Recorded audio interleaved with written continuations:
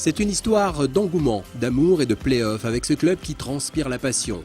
Nous tenions à saluer cette entité dont la portée va bientôt disparaître des radars nationaux. C'est un club actuellement uniquement féminin, qui est dirigé par une équipe de bénévoles. Donc les équipes féminines, ça va de la petite enfance jusqu'à l'équipe 1 qui est en Ligue féminine 2.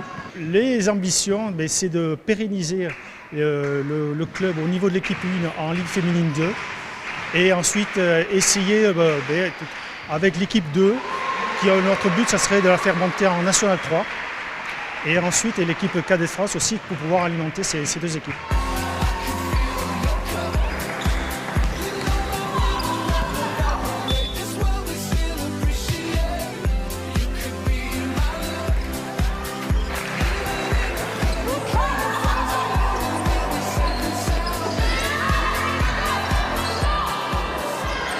On a une équipe très collective avec un état d'esprit très solidaire. Je dis souvent qu'on n'a pas de star dans cette équipe, mais que la star c'est le collectif. Voilà, on s'appuie sur un socle défensif très fort et derrière on arrive à trouver de la confiance. Mais voilà, j'ai une équipe avec un état d'esprit très conquérant et guerrier.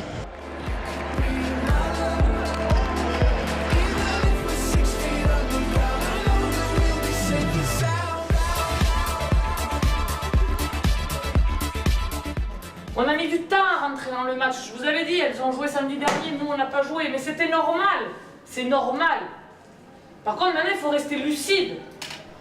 Ok, on a moins de rotation que d'habitude, donc il y a la fatigue.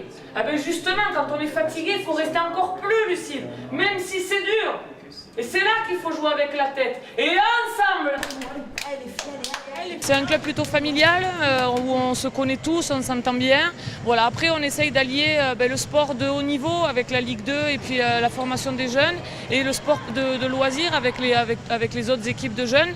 Voilà, on essaye de proposer les deux côtés de ce sport et voilà, mais c'est un club familial avant tout. C'est le groupe, c'est quand il y en a une qui n'est pas là, l'autre elle est là et vice versa. Et c'est parce qu'aussi on s'entend très bien aussi en dehors du terrain.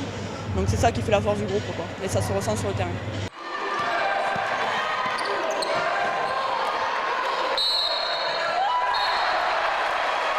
On se considère un petit peu comme le porte-drapeau du basket féminin dans les Pyrénées-Atlantiques, puisque nous sommes l'équipe au plus haut niveau, encadrée par Basketland au nord, on va dire, et à l'est avec Tarbes.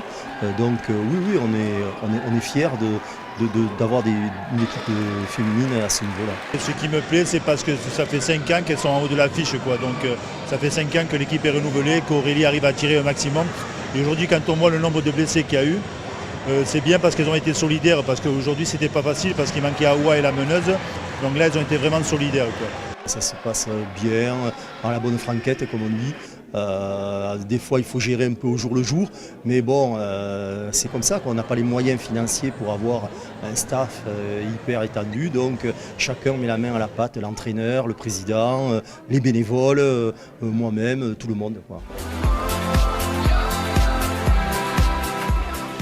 Nous, on voudrait former le maximum de jeunes pour justement alimenter nos équipes, que ce soit l'équipe 2 ou l'équipe 1, ne pas avoir à aller chercher des joueuses à droite, à gauche.